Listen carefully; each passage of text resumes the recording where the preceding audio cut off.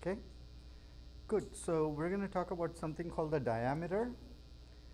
Diameter is the distance between the farthest pair of vertices in a graph. Yeah? So you're given a network. So imagine that you're given the road network, highway network, and you want to know what's the farthest pair. So maybe it's Miami to Seattle, or who knows, whatever else. So question is, you'd like to, well, in order to do that, really the best way we know how to do is to just go and figure out the shortest path distances between every pair of vertices and pick the largest, which is somewhat silly, but that's, well, that's one way to do it, right? There are other ways to do it that are faster. In particular, we want to focus on just a tree. So let's say you're only given a tree. It's not even a graph. There are no cycles, and it's connected. And this time you want to do the diameter. So it seems it should be easier. It seems you shouldn't be doing all that crazy stuff with Floyd-Warshalls and figuring out the distance between every pair of vertices. So question is, how do we do this faster? So diameter is simply the length of the longest path in the tree. Yeah? Definition is clear, right? Okay. So we're going to assume that we have an undirected tree, so the edges don't have directions. And we're going to assume that the edges have weights, although we could also consider the unweighted case. Okay. The unweighted case is slightly easier as well, right? But it's not by much. And what they tell you in this particular problem is that you may have to deal with trees that have 100,000 vertices. Yeah? So these are large trees. This also means that, I'll tell you in a second. By the way, the weights are some integer between 0 and 1,000, although it really doesn't matter. So if you were to find all pairs of shortest paths, the length of all pairs shortest paths, and if you were to report the largest one, we know that this runs in order n cubed time. Right? So that's your Floyd-Warshalls algorithm. You set up this dynamic programming. This is what we did on Tuesday in class, right? So this is very expensive. With n equals 100,000, you can forget about it. There's just no way you're going to finish this anytime this century, right? So another option is to run Dijkstra's algorithm from every vertex in the tree and simply figure out the length of the shortest path to every other vertex. It's slightly faster because there are fewer edges. Dijkstra's algorithm runs in time m plus n log n, and you need to do this from every vertex, so you multiply that by n. And we also know that in a tree, you only have n minus 1 edges, right? That's what discrete math tells us. So I could replace this with n, and so I just get n squared log n. So it shaves a little bit from the time from the previous version. This is no good either, because if n is 100,000, that's 10 to the 5th. N squared is going to be 10 to the 10. That's 10 trillion or something like this. That's not going to happen either. So we need something even better, right? So here's another idea. Because it's a tree, breadth first search is essentially going to do what Dijkstra is going to do.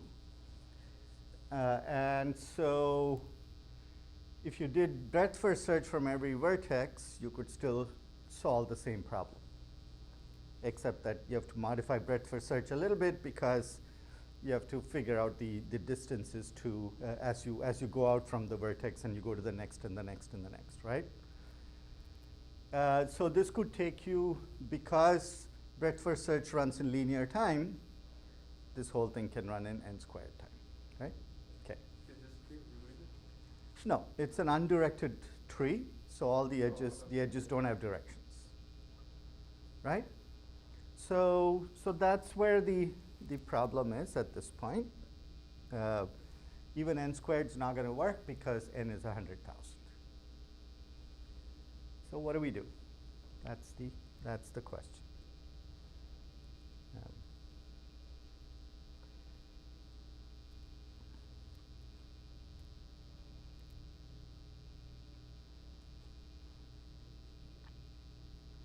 Any thoughts on this? So are the people online able to interact, or is it just a streaming? It's mainly the streaming. Yeah. But there are interactions in the chat. Ah, okay. Yeah. So they could chat with you or something like this? Yeah. Yeah. Okay. Okay. Hi. How are you? Good. You? Good, good. What's your name? Joseph. Joseph. Yeah, it's my first time to. I've been to lots of lectures. Okay. That's fine. Yeah. So quickly, we are talking about the diameter problem. Diameter is the length of the longest path in a graph. So you're finding the farthest pair of vertices, and the length between them is called the diameter. Now, what we want to do is to just find the diameter in a tree. Okay. The only problem is that the tree is very large. You could have up to 100,000 vertices. And the edges have weights. So it's not just the number of edges that's the length of the path, it's the sum of the weights. Well, that's just another minor complication. But really, the main problem is that there are too many vertices, so trying to do anything simplistic is not working out. That's what we discussed so far. So question is, we're kind of fishing for ideas as to what we can do better. So let me start off the idea so that I can push you in a certain direction, yeah? Unless you have some thoughts already. Any comments? No? Okay. So the first idea is, let's do depth first search on the tree. Now, what will depth first search do for us? It's not going to be any different from breadth first search because, in some sense, the ordering of the vertices is different, but what is depth first search going to, how is it going to help you?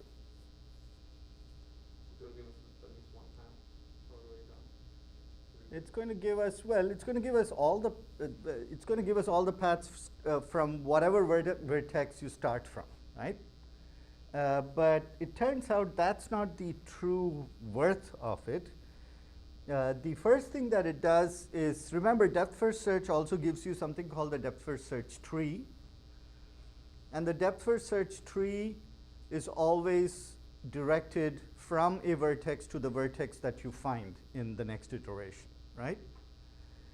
So if you start this depth first search from anywhere in this undirected tree, you will essentially get a directed rooted tree, which has some value to it.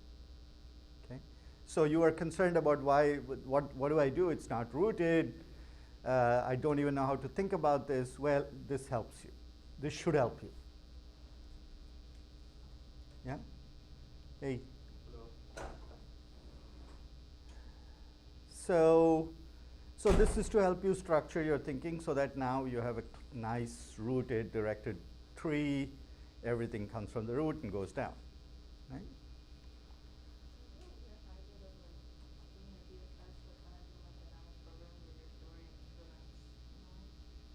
Yeah, it is a form of dynamic programming. But what are you storing again? I couldn't quite hear you.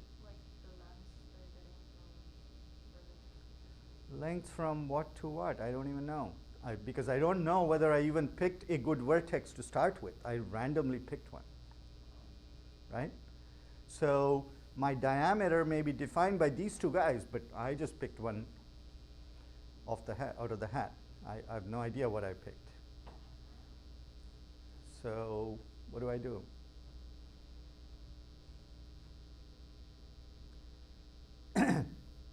The only good thing so far is that I have a directed tree that starts from some vertex somewhere in this tree, right?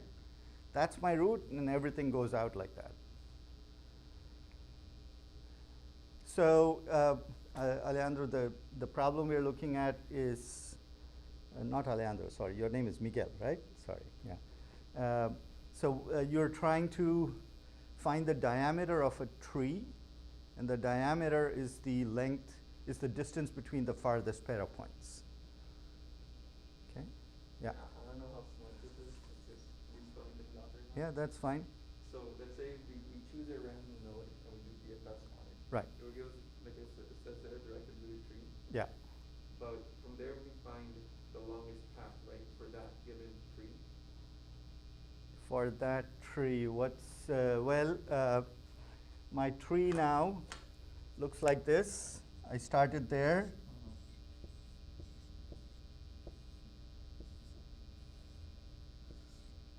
So, how does that help me? So, if that circle that you did, if that's where you began your DFS, Yeah, this is where I began, and everything goes down. so it would then find the longest path, which will be, let's say it will be somewhere. Okay, so maybe it's this to this. Yeah, fine. Uh-huh. From there, then we run DFS on that node. You want to do DFS again from here? Yeah. Okay, why do you think that has any value? So this is my farthest pair. I randomly picked something from here and I started this thing. You're saying that one of these two things must be my farthest guy? Are you sure? I don't think it matters about that because it's weighted. Well, that's another problem, but yeah. He is talking about weighted paths Yeah, here. we're Yeah, adding so weight. he's taken that into account. Yeah. Yeah. But if we get the longest from that node, Right. and then we do DFS on that node, Yeah, this guy. Yeah. we could find a longer path to take into account. We could find, yeah. So it's possible we'll find a longer path, but then again, I don't know if I'm anywhere close to my farthest pair, right?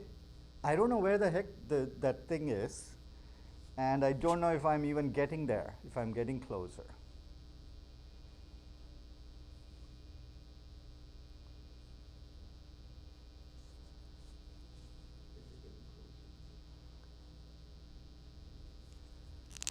Yeah.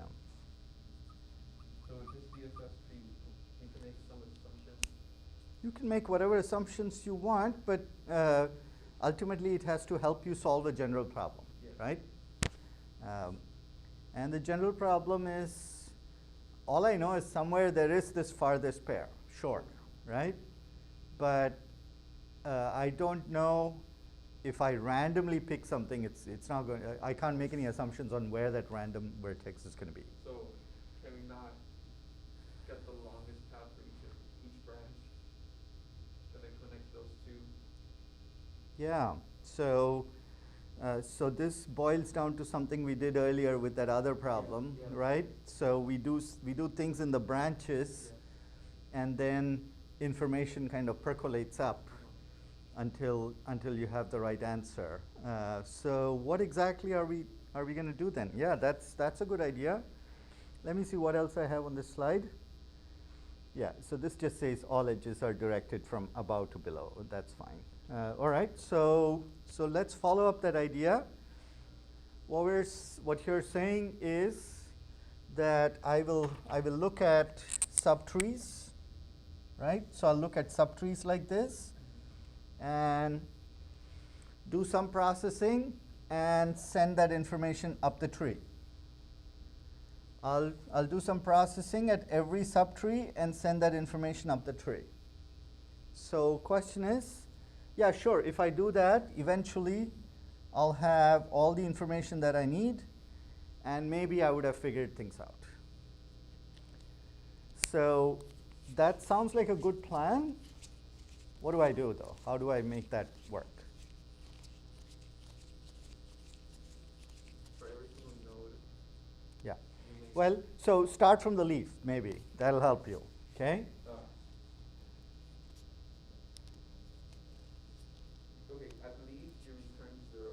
Yeah. And then the parent of those. Well, better than 0. You need to tell me what information you're returning. The weight. Weight of what? Of the edge. From traveling Weight from of one the to edge. other. Okay, weight of the edge. All right. So you're saying I'm here at a leaf. Here are a bunch of leaves. And you're saying I will return the weight of this edge. No. Is that what you're saying? At the leaf you return 0, and at the parent you At the return leaf you'll return 0. At weight this plus point, 0. so you'll say W. And then when I see this child, what am I going to do? You do the same thing, but then you choose the max. Right. Okay. So let's say here I have W1, W2, W3, and somehow I pick one of them to be the highest. Now what do I do? At an arbitrary point in the tree, I have now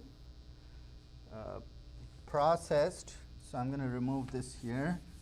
So I process subtrees. And what am I returning here? What am I returning to the parent so that it can do some computations?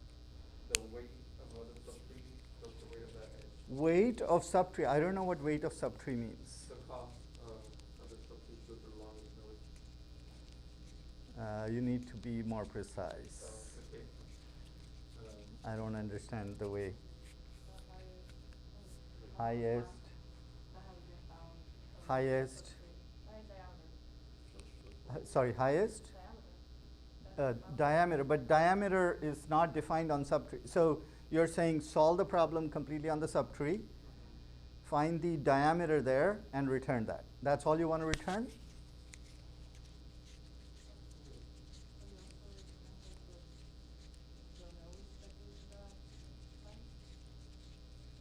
Okay. Well, actually, that's not enough, but okay. Professor, would it not be, instead of the diameter, would it not be cost? Cost, well, remember, diameter is the sum of the weights of the edges on the path. So, for example, let's say that's our rooted node, right? Yeah. You want to choose the 2 largest costs, because then that will give you the diameter with those 2. No? I'm not following you because I don't understand what you mean by cost. A little bit confused with that. The sum of all the weights. The maximum sum of all the weights. Of what? Of The weights of the edges, no? weights of which edges? Because there are lots of edges here. Yeah. So why don't you follow up what Daniela said? Okay. You want to repeat what you said? So you want the diameter in the subtree, which may be some path that looks like that, right? And for each one you have a certain path. And now you're sending this information up and saying, well, here's what I found in those subtrees, and one of these is going to be the best. Is that true?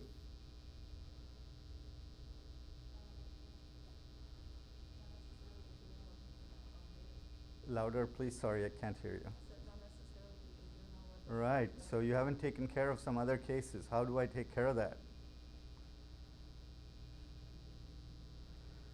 Yeah, you're on the right track, but you guys need to nail down precisely what information you're getting from each subtree and what are you passing up, and how does the parent make all the decisions.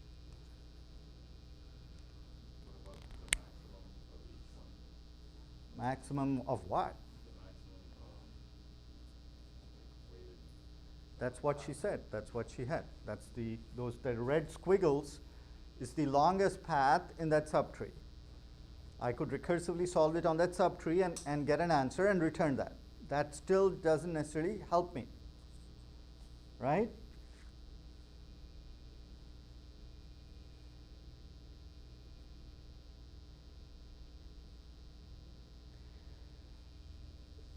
When you go up here, what if your longest path goes through here? Yeah. You've not taken that into account.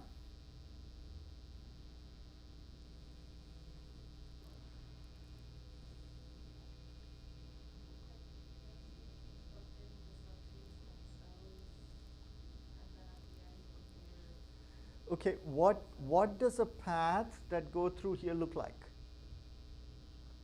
It would take. Yeah. Would it not take the two longest squiggles from the subtree and then go through that node? But the squiggles may not even touch this. Wait, what? What is what?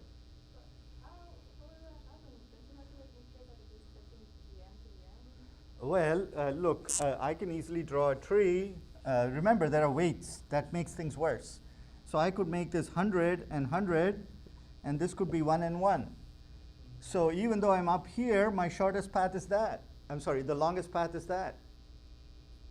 Right? Oh crap. Yeah, oh crap is right.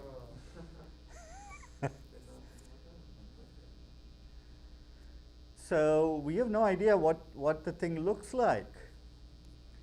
So it could be way down there in that subtree hidden away, or it could be that it goes through here. But if it goes through here, I don't know how to take care of it anymore.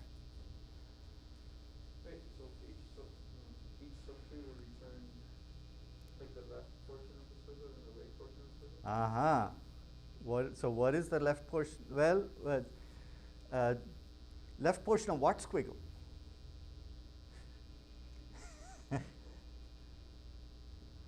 Right? Each node would have to act like a door they would. Yeah, in the subtree. Yeah, but then we also have an example where it's not going to act as the root, right? Yeah. So why don't we try to figure out whether there is more than one thing that you pass up to the parent.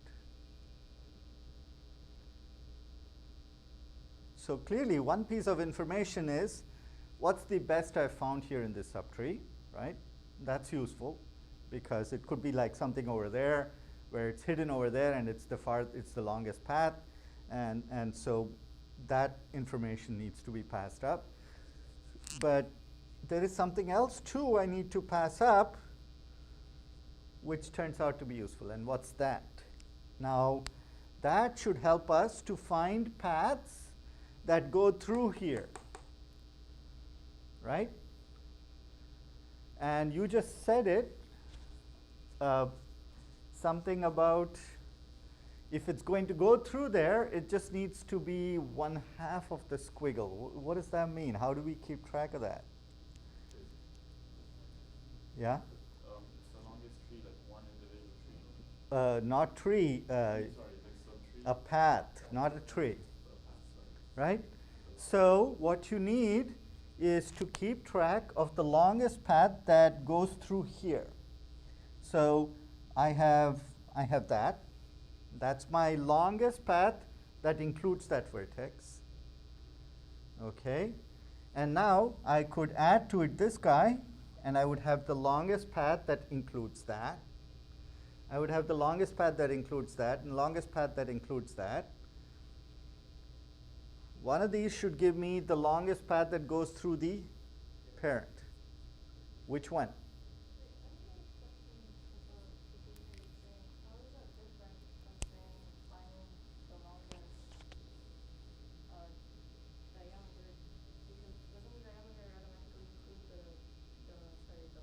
The parent? Sure. Yes. But this green squiggle is not necessarily the longest path. It's the longest path that touches this guy. That's different. Okay? The longest path that touches this guy is of length 101, whereas the longest path here is 200. And both pieces of information need to go up the tree.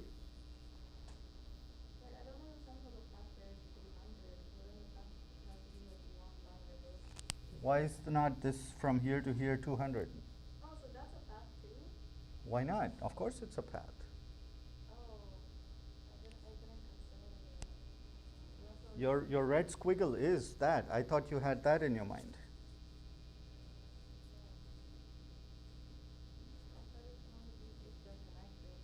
Of course they are connected. It is connected from here to here. It's connected. I think she means that like it connects down. Like at the target in the tree, it only goes down, right? look, I did depth first search, just that was artificial. That was to help us to structure the tree. It has nothing to do with directions. So you can't use depth first search directions to decide your paths. That doesn't make sense. Here, everything is connected to everything else in the tree, and that's just how it is, because it's an undirected tree to start with, right? So for this example now, Yeah, to see if it goes through that parent node up there, yeah, the node. yeah, Let's say we're looking at the left subtree, right? We want to choose two. At this point, we have access of the left swivel and right swivel, correct? yeah, So we can choose the swivel that's the longest, yeah. and then add These, the longest swivel for the other subtree. the second longest. Second longest. Okay, go ahead. Sorry, finish up. So for that subtree, get the longest swivel, right? Yeah. And then add the maximum swivel of the other subtree to see if that's longer. Okay. Yeah. That's correct. But do you have clarity on what you're going to pass up to the parent?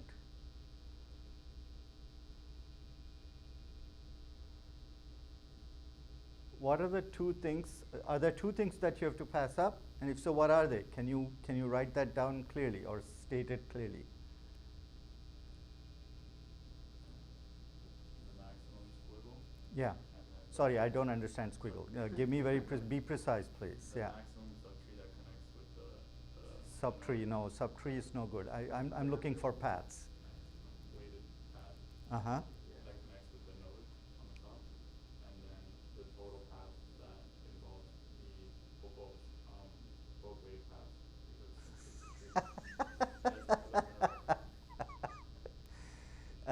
Be precise, be precise. Help me out. So, Someone help him make it more precise. He's got the right idea. will we not just need, let's say we found the diameter of the subtree, right? We only need the left half and then the right half. Yeah, Then together we know the full diameter, so Right. we only need those two pieces. yeah. So that's what we pass up. That's all you need? That's not good enough. We just saw an example. It could be deep down in the tree. It doesn't have to go through the parent. There are two kinds of paths, one that goes through the parent and one that does not. And you get that information from, there is some information you're getting from each subtree that contributes to it. So what I'm guessing is you get the longest one, like the longest weighted path. Yeah. And you get the second longest weighted path because the traversal of both of those would equal to the longest. You're right, but that only answers part of it, because that only takes care of paths that go through the parent. What about the paths that don't go through the parent?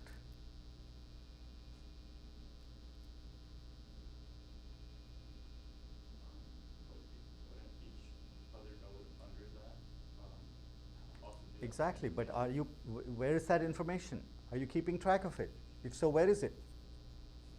I'm asking what information are you passing up the tree so that when you get to the root, you have the answer, the right answer, right? So that's what I'm asking. What information are you passing from each of the subtrees to this node so that this guy would have the information about this entire subtree, right?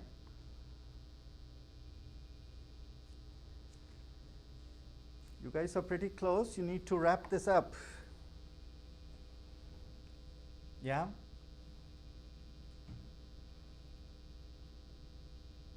So, were there two things? Did you understand that there were two things, independent things that you need to figure out from each subtree? Does that make sense? Right? That's clear to you. Can we write those down now? So here's the subtree, right? Here's the subtree that's rooted at some vertex u. So this is the subtree of u. What is the information that I'm going to pass to the parent of u? Okay, that way I can take this information up. So we know that there are two things. Oh.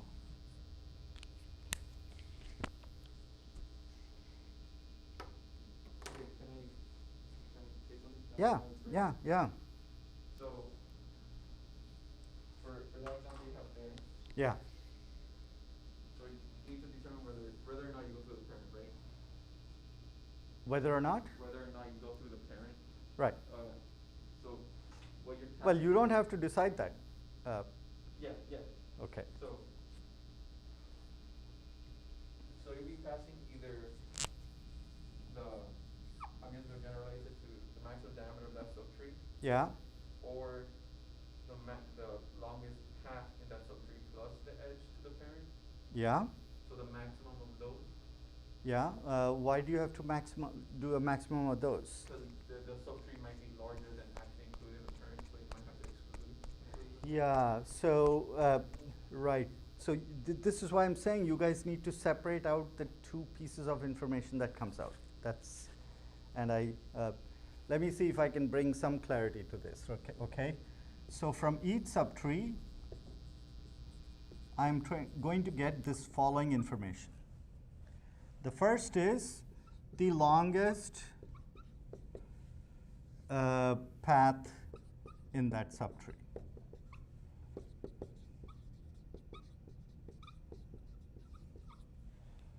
Okay, period. We've just recursively solved it on that subtree and we have an answer. The second piece of information,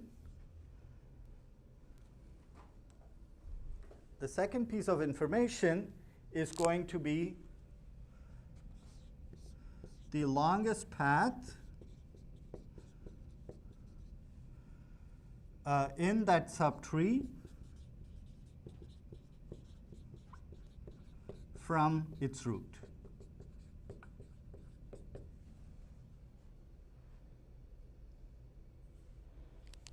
Now go back to that picture there. The red squiggle that you see is this guy. It's the longest path that you independently found in that subtree. The green line is the longest path that starts from the root of the tree and goes down. It's the green, the root cannot be somewhere in the middle. It has to be one of the endpoints. Okay? I'm going to get both these pieces of information. I am not going to try and find which is larger. That's not my problem. That's the parent's problem. Why? Because it's possible that this thing, even though it's shorter, might combine with something else from the other subtree and become longer. Right? So I can't be ignoring this. I got to keep this and then figure out what to do with it. So like in our example earlier that I showed you, I had a subtree here where there was a path of length 200. This red squiggle was 200. But when I looked at the green squiggle, it was 1 plus 100. That's 101. Of course, 101 is a lot smaller than 200, but I'm going to pass both these pieces of information to the parent, and that guy can decide what to do with it. Of course, now I'm going to add to it the length of that edge that leads to the parent. Okay, so I could say longest path in the subtree from its root plus the weight of edge to parent.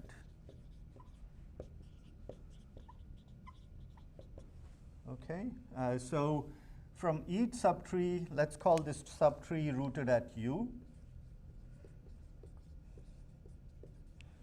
So here this is longest path in the subtree rooted at U. And this is the longest path in the subtree from its root U to anywhere within that subtree, plus the weight of the edge from to parent, which means U to parent of U. Okay, whatever that weight is, we're going to add both these numbers and pass it to the parent. So what we have here is this green piece, which is the longest path within this tree that ends at the root, plus the weight of this edge. That's the information that the parent is going to get, and the parent can decide what to do with it. The parent also gets the length of the longest path that's sitting around here. Okay? Remember, both these might be the same, but that's not our problem. Okay? Then what do I do here? I have a green piece of information and a red piece of information there. What does the parent have to do? Combine all the ones that pass through the. How do I combine? Very good. How do I combine? If we pass through each node like those two pieces of information, we can add like the ones that we added. Add what? Because I have a red and a green. So Yeah, tell me what I'm adding. So we can get all the greens from all the previous nodes. We can add them up at the. Add all the greens? All the greens that pass through the root nodes, because if they're connected. At I have 17 greens. What am I going to do? Add all of them? The largest carry. the largest. I need to take the first and the second. That's all I need. Or the maximum of the longest path. Or the maximum of the red pieces from each of the subtrees. So that's what I'm doing at the parent. Okay? So the job of the parent is to find the maximum, is to do the maximum of all the red pieces, red squiggles. And what are the red squiggles? These are the longest paths from each of the subtrees, or the sum of the two largest green squiggles.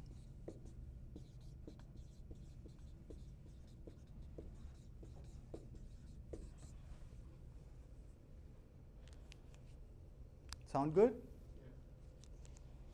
Is that convincing enough? So here, why is this correct? The reason it's correct is because the longest path is either in one of the subtrees, so that's one of those red squiggles that you already found, or it goes through the parent. If it goes through the parent, it must be because it finds the longest path in one direction, in one subtree, and adds to it the longest path in the other subtree. Right? And we have both those pieces of information. Those are our two largest squiggles. So that solves the problem for the parent subtree, and then you send that to the grandparent and so on until you get to the root of the tree. And the root of the tree would have taken all the information and figured out the best. Is that clear? Sorry, we forgot to do one more thing. The parent has to send out to its parent a red piece of information and a green piece of information. What are those two pieces? The other ones, it's the maximum of that subtree. So It's going to be the maximum path. okay, let me give each one of these names. Hold on. So let's call this as red 1, red 2, red 3, and I have green 1, green 2, green 3.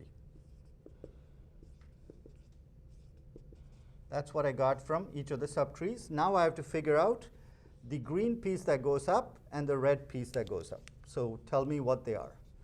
What is red and what is green? From the red, we're going to have to find the larger one and then the second larger one and add them up. That are the ones that pass through the root. Because that's going to be the longest path. And then we have to get the max. No, tell me, give me a formula for this, please. The Yeah. formula is going to be. Are you're doing this or this? This is easier. The green one? Okay, so the green one is the one that passes through the root.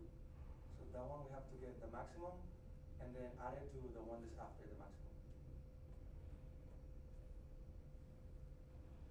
Okay, so I don't understand why that's correct.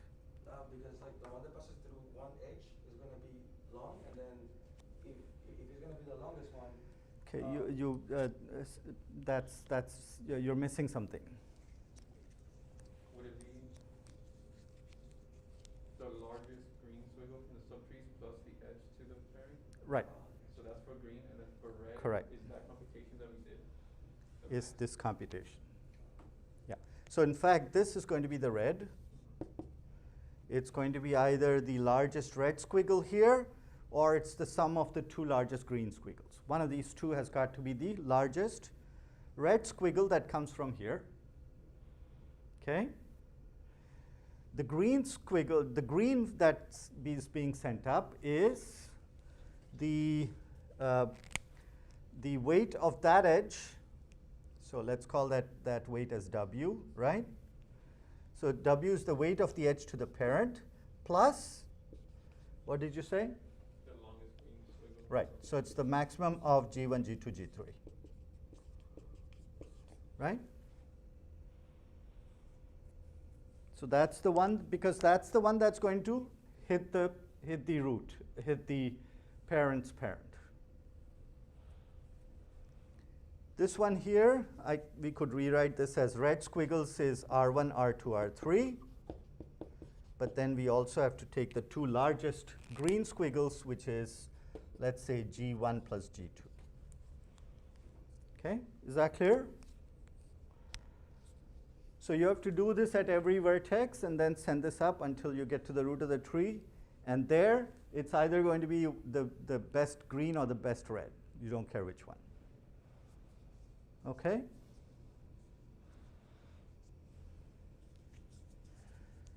So how efficient was this? DFS on every node? Sorry? DFS on every root node? DFS at every root node. Why do you need DFS? You did DFS once. Why do you need it at every node? Is this we O n? This is just our big O of n. Because at each node, you're just looking at all the children and doing some simple computation and sending it up. Right? Very straightforward. So it's going to be big O of n, which means no problem with 100,000 nodes. It's going to work out trivially. So let's see what I had in this slide. So process the DFS tree bottom up, which is what we said, right?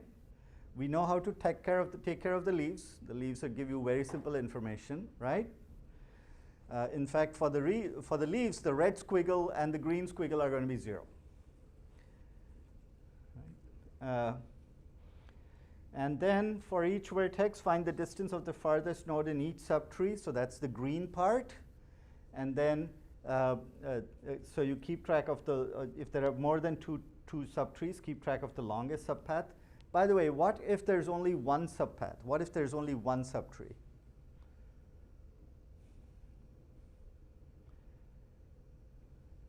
What is it? I don't have 3, I have only 1. So I have G1 and R1. What am I going to do at the parent? Because like G1 plus G2, I don't have G2 anymore. Check for W plus G, if it's greater than red. Sorry? Check if the green path plus the weight is larger than the red path. Again, you need to think about what you're going to pass to its parent, not just giving the answer at that point, right? So be clear about what it is that you're passing to the parent, and then you'll have the answer, right?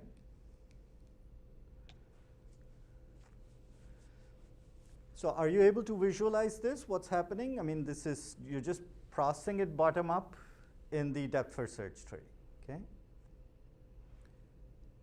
So let me redraw that picture. I have something that looks like this. I have a node, and if you want, I can do this. This is what it looks like. From this tree, I got a green squiggle, right? And I got a red squiggle.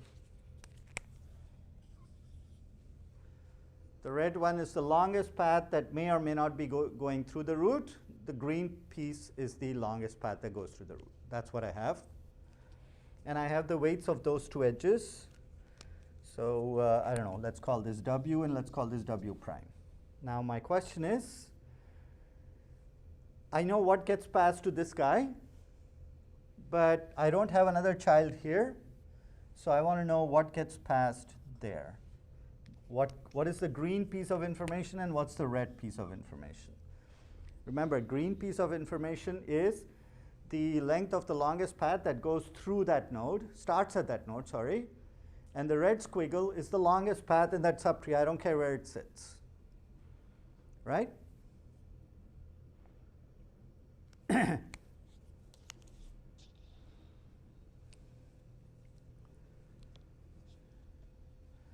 So how will these formulae change? That's what you guys need to think about. Wouldn't the base case still hold? And since the other red squiggles are 0, the one on the bottom would go up. So these squiggles are 0, so therefore this will all go away. That's what you're saying. Yeah, and then you'd pass in the original one. But what about this part? You haven't finished it. I don't have a G2. What am I doing? You'd pass it up and add it with the edge. But I don't have anything, so what am I passing up? Tell me how to change the formula. You're not being precise.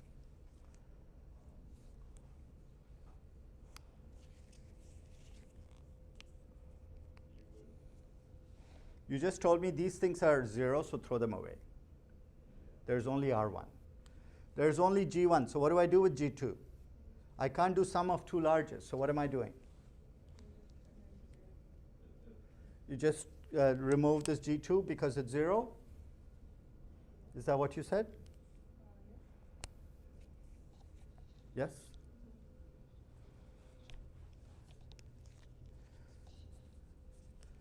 So you're just saying green squiggle, G1, that's all you have. Would be the sum of the largest, the sum of the largest green squiggle? Wait, is this correct? This is correct. You only have one green squiggle, and so you have to add to it. So that's what you're going to end up returning as the red squiggle. The red squiggle can be sitting anywhere. It may or may not go through the root. So it's just the best among the red and the green squiggles. That's what it's saying. This guy here is the next thing to figure out. And here we just saw that these two are 0. Right? So it's simply the weight of the edge to the parent plus the G1. So it just becomes somewhat simpler. There is no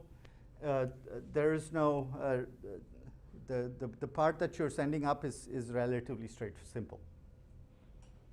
Okay?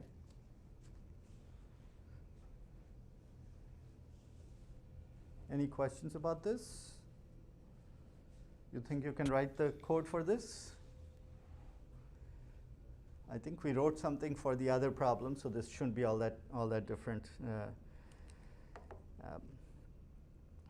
So the processing at each node is we get two pieces of information: the length of the farthest node from child plus the distance to the child, length of the farthest pair of nodes in the tree. So the second one is the red squiggle, first one is the green squiggle, right?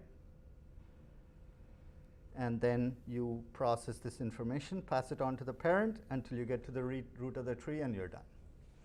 How am I doing on time? Give like 24 minutes. Okay. It's 10 to 21. Okay, I'm going to now show you a different problem related to diameter that I don't know how to solve, so maybe you guys can help me solve. Oh, God. There are lots of variants of this problem on VJudge. You're welcome to take a look at any of these if you want. So let's just pick one, yeah?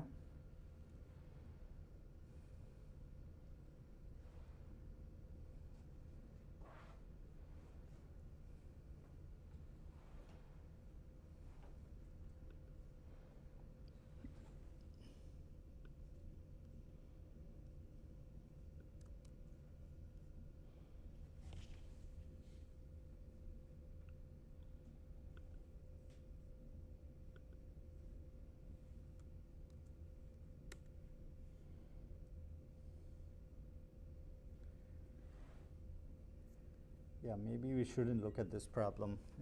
Maybe we should look at one of the others. This one I have no idea how to solve it, so let's look at this guy.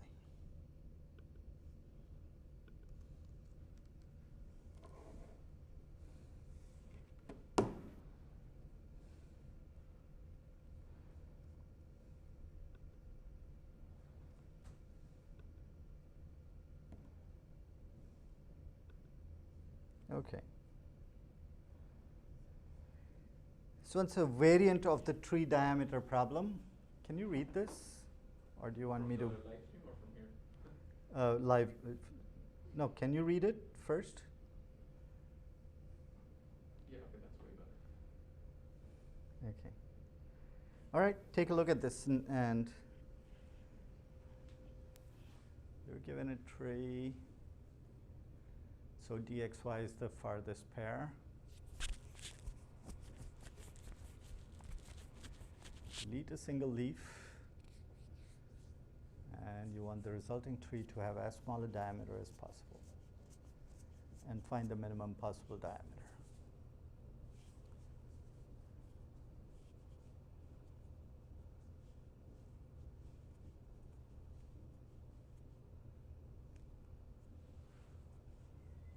Okay.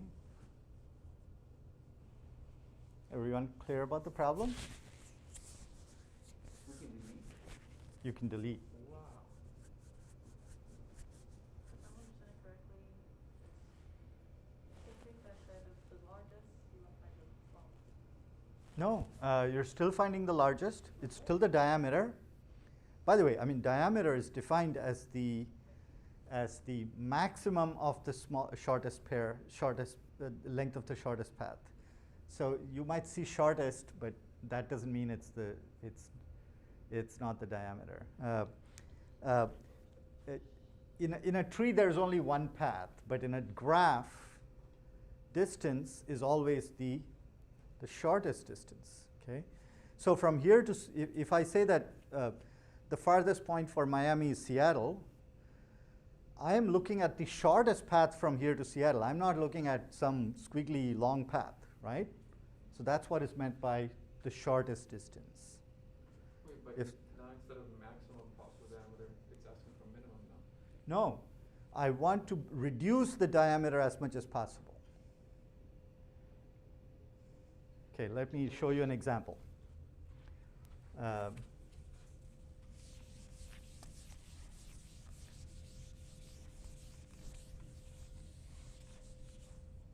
For now, let's just assume that all the edges are of weight 1, okay? So let's say I do something like this.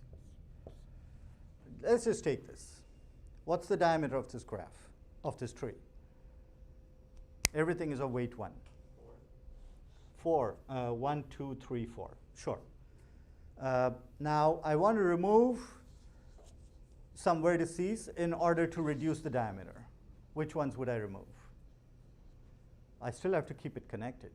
I can't just, so I can only remove leaves. Can we do reversing it, coming back to the first birdies? Hold on just a second. So you can only delete a single leaf of the tree. Okay, right. Wait, So you could remove either this guy or this guy or this guy or this guy or this guy. wait, still So you were saying, what, sorry? No, I was just saying like we can only remove one, so. Well, no, you actually get to remove k of them, but we can start with 1. You would have to find the minimum one, and then when you find the minimum one, you delete that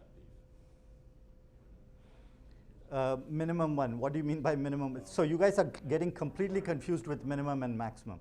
Diameter is always the maximum, the longest pair, farthest pair. The pair of vertices with the longest path connecting them. The minimum weighted path in the graph, or like starting from a root node, you would find the minimum weighted path. Minimum, again, you were saying minimum. So you're losing me whenever you say minimum, because nothing is minimum here except that you want to remove something that reduces the diameter by the largest amount. Okay. So here we can remove. So I said everything is a weight 1. So tell me which one you'd want to remove. No matter what, it would still be 4. That's right. So that's what happens. So, but if I allow you to remove 2, which one would you remove? Top 2 or bottom 2. Top 2 or bottom 2. So if I remove these 2, then I could cut down the diameter to 3 instead of 4, right? So my goal is to find all vertices that are contributing to the diameter, right? Does that make sense? Yeah.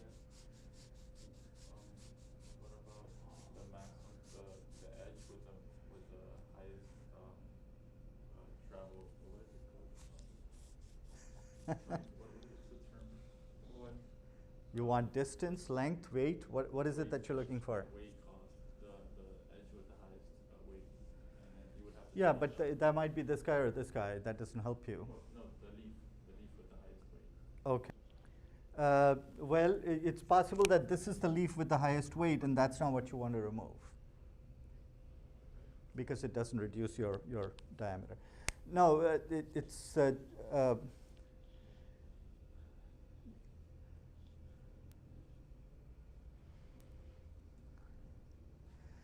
so if we know how to do one, possible that we'd be able to do more, right?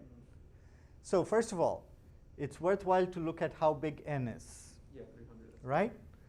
Without that, you wouldn't know what kind of time complexities you can deal with. That's first thing you should be looking at whenever you deal with this problem. So if n is 300, but then k can be as big as n minus 2, so it's almost 300, right? So, what kind of time complexities are okay here? So wait, that's being 90,000? Then we multiply k by n? So n squared is 90,000, Okay. is it? Yeah. Is that, can you do an n cubed, do you think? That would be like almost a billion? 27 million, Oh, no. right? Wait, oh. So it's 3 times 3 times 3, that's 27. There are 6 zeros, so that's a million. Oh, Right? 6 zeros, I counted 9. Okay, sorry. Okay, yes. So 27 million seems okay. We're not dead in the water, right? Because we can do that many operations, possibly. So it'll be a close call, but maybe n cubed is possible. If you can do it in better than n cubed, you're probably way better off, right? Okay, so we understand that. Shall we look at an example? Everyone clear about the problem? Yeah? All right, so here's an example. Let's not look at the answer. You didn't see it, right? So this says there are 4 vertices and k is 0? Okay, wow, all right. So we have 4 vertices. 1 is connected to 2, 2 is connected to 3, and 3 is connected to 4. So that's what your tree looks like. It's very simple. And you want to remove 0 vertices. So what is it that you want as the answer? Output a single integer giving you the resulting diameter. Well, you just report the diameter of this tree, which you know how to compute because we just figured out how to do this. So the answer is? Because k is 0. Answer is 3, Oh, yeah, 3. Okay. right?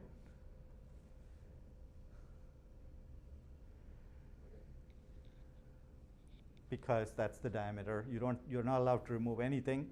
So it's whatever is the diameter of this tree. So that means the first thing you have to do anyways is to figure out the diameter of your current tree. Now in the worst case, here's a simple algorithm, right? You could try removing any of the leaves. You could try that for all the leaves, where you remove a leaf and compute the diameter. Okay, so that will help you to solve the problem for k equals 1. But if k is large, like 300, you're in deep gumbo.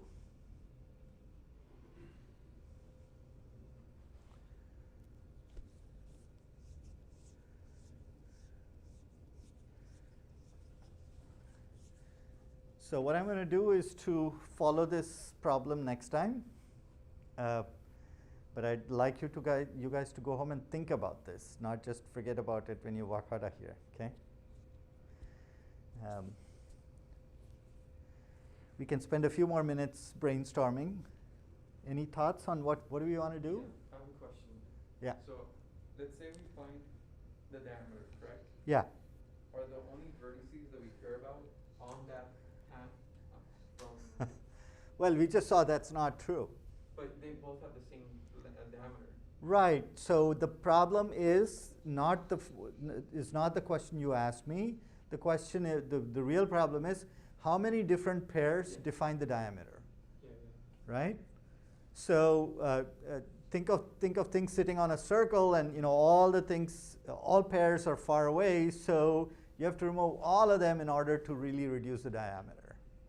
That's where the problem is. So you have to go and identify all the diameter paths and knock out one vertex from them. Right? So that's where the problem is. So how do we find all the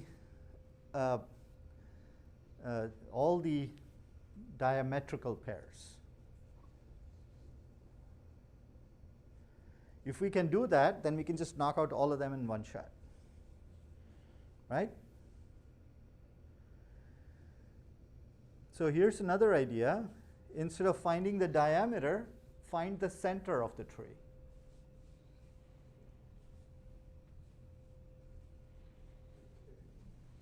This is a diametrical path. It's right in the middle there.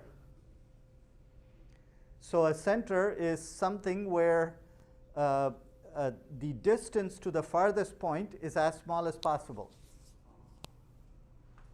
Right? If this is a circle, the center is a point where everything is, where the distance to the farthest point is as small as possible, right? Another way to think about this is, let's say this is your city of Miami. Where do you want to put your post office in order to service everyone? Obviously, you want to put it at the center so that the farthest distance that anyone travels is as small as possible, right? So on a tree now, the concept is somewhat similar. Where should I put my post office in this tree? Right there, right? So this is the node, that guy, which means everything is within distance 2 from here, and there are 4 of them, right? So those are the guys to try and knock out, right? Because they will reduce the radius, and consequently your diameter will go down. Now it's better if you find a subtree and knock out all the guys from there, then you'll definitely reduce by 1. If you do it on the other side also, then you'll reduce it by 2, right? So much depends on the subtree where those leaves hang out. So the key is trying to find, so the key in all of this is to find the center of the tree. So let's do what we'll look at next time is how to find the center of a tree. Okay? You guys are not ready to go. How do I find the center of the tree then?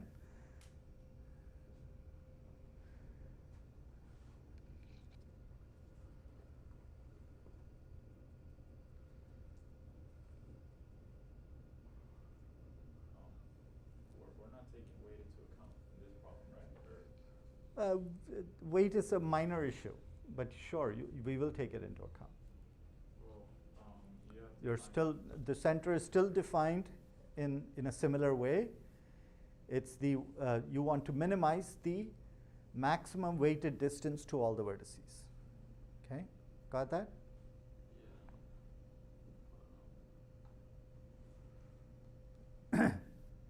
Your question is over here, this would not be the center if these were weighted. Is that your question? Yeah, sure, that's absolutely true. It's possible that the center is here or here. That's fine. So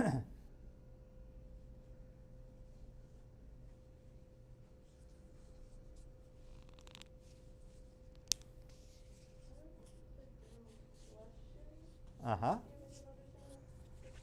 Yeah. Thinking better. Yes, of course. Would you say that when doing that problem that you already showed us doing finding The diameter? that would the last node would be considered the center? No, because there what we look at what we did. We just picked a random vertex. We did depth first search, and then we processed it all the way to the top of the tree, and somewhere at the top we would have the information. Now there at the top, it's either a green squiggle or a red squiggle, and the red squiggle could be anywhere in the tree. So we don't. It doesn't have to go through that guy, right? Okay. I feel like this is dumb, but what if we run through it first? Yeah. Find the maximum, find the diameter. Find the diameter. Okay. Right. Fine. And then Because run we through know how it, to do it. Run through it again, and then stop when we find half of that diameter. But that still doesn't help you to figure out which darned vertices to kick out, right? This is why center is important, because for the center, you know which guys are over at the farthest distance, at the fringe. And then, as I said, you have to work with subtrees. But yeah. I don't know if this is right or not, but so like you get the longest diameter, like the diameter of it. Yeah. Just like how Lazarus We did, said. yeah. And then as you go through that diameter, you create like a breadth first search. You do a breadth first search through that, Uh-huh. finding like you subtract kind of the weight from the total weight, from the total diameter of it, like as you go through it. Okay. If that makes sense. Yeah. And then you would stop when the weight of all the other subtrees around the breadth first search, like when they equal to the. Yeah, so breadth first search starts from a certain vertex, and you haven't told me what vertex. Can we try all of them? You could try all of them. That's very expensive, but sure. Yeah, here n is 300. You can do what you want. And then what? And then keep track of like the So, lowest F. okay, so you're saying find a vertex where the breadth first search tree is the smallest possible, and you want to do n breadth first searches for that. You just know how to do diameter. Why can't you find the radius? Shouldn't the radius be on that path? Yeah, it should. So then why would I need to go do breadth first search from I everywhere? thought that was my dumb solution, but why do we have to do it like, in this one together? You would do breadth first search along the path of the diameter, Uh-huh. Okay. and then along the path of the diameter, you would calculate the. Like Okay. Look, you guys. We've already figured out the diameter. We know what the length of that path is, right? Right? So I just have to find something on that path that's halfway away. What's the problem? Do we keep track of the vertices? Sorry? Do we keep track of the vertices? We don't, but we can arrange for that. Yeah, and then we choose like the middle? By the way, all we need is the endpoints, because in a tree there is a unique path between any pair of vertices. So that thing is not hard to figure out. So I can find the diameter. I can actually find the path. I know the weights of the edges. I start from one end. I know the total length, so I just keep walking until I get to halfway. What's Oh no, but so like you walk along the vertices Yes. of that path. Yes. And then what I'm saying is like you do a breadth first search on the vertex. Yeah, you're still hung up on breadth first search. I don't know why you want to do breadth first search. What is the value of this? Wouldn't that point be equidistant from all the other Equidistant. like from all the other edges on the tree? But if we know the radius, we don't have to do that, right? Yeah. So here is the diametrical path, right? So these are the two vertices that define the diameter. They are the farthest pair. I know the length of this path because I can add up the edge weights on this path, right? That part is easy. Then what I do is I walk until I get to about half. So the center is going to be either this or this, because this is where somewhere here is where the center is. Let's say this path is of length 100. Somewhere here I get to 49, and then I jump to 51, let's say, just for the heck of it. So that means my center is somewhere on this edge. Okay? It's the center for this guy. Your question is it also the center for the whole graph? That's why you want to do more breadth first search, I assume. Which is fine, which makes sense. But then it's either this or this. You don't have to do any more. Okay? And really, it doesn't matter which one you take, it turns out. You'll still get, one of these two is the center. Okay? So that center is not going to be completely the same distance to every single node? It's not, of course not.